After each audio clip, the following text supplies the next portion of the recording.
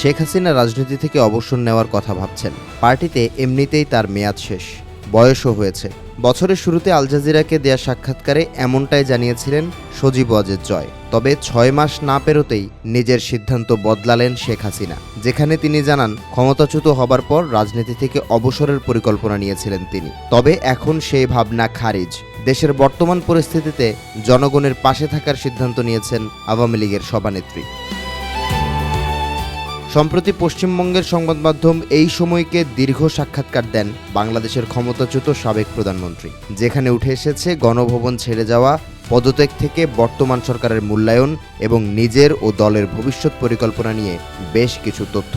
জয়ের বক্তব্য খণ্ডন করে হাসিনা জানান তার পুত্রের সাক্ষাৎকার মায়ের দীর্ঘদিনের ব্যক্তিগত অনুভূতির সঙ্গে সম্পর্কিত। নতুন নেতৃত্বের হাতে দায়িত্ব তুলে দিতে আগ্রহী তিনি। তবে বাংলাদেশ ও আওয়ামী লীগের বর্তমান পরিস্থিতিতে বিশ্রামে যাবার পরিকল্পনা নিয়ে এখন আর মাথা ঘামাচ্ছেন না। ক্ষমতা না চাইলেও জনগণের প্রতি দায়িত্বকে অস্বীকার করতে পারেন না বলেও মন্তব্য করেন তিনি। দেশে ফিরে আসার বিষয়ে এখনও অনড় অবস্থানে থাকার কথা জানিয়েছেন হাসিনা। তার ভাষ্যমতে জনগণের শক্তিতে বলীয়ান হয়ে গণতন্ত্র ফিরিয়ে আনার গর্ব নিয়ে দেশে ফিরবেন তিনি। যদিও এ সময় নির্দিষ্ট দিনক্ষণ কিংবা সময়সীমার কথা উল্লেখ করেননি ক্ষমতাচ্যুত সরকার প্রধান।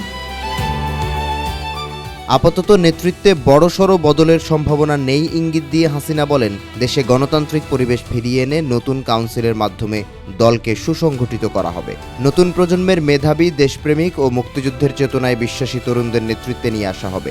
সেই পরিকল্পনা ইতোমধ্যেই করা হয়েছে।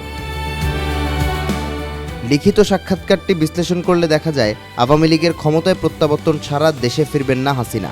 কারণ বিএনপি সরকারকে ইতোমধ্যেই অবৈধ সরকার হিসেবে আখ্যা দিয়েছেন তিনি। আর কার্যক্রম নিষিদ্ধ থাকায় আওয়ামী লীগের জাতীয় সংসদ নির্বাচনের প্রতিদ্বন্দ্বিতা করাও সম্ভব নয়। ফলে অদূর ভবিষ্যতেও শেখ হাসিনার দেশে ফেরা হবে কিনা তা নিয়ে প্রশ্ন থেকেই যাচ্ছে। পাশাপাশি দেশে গণতান্ত্রিক পরিবেশ ফিরিয়ে আনার পর নতুন কাউন্সিলের ঘোষণা দিয়েছেন আওয়ামী লীগ সভানেত্রী।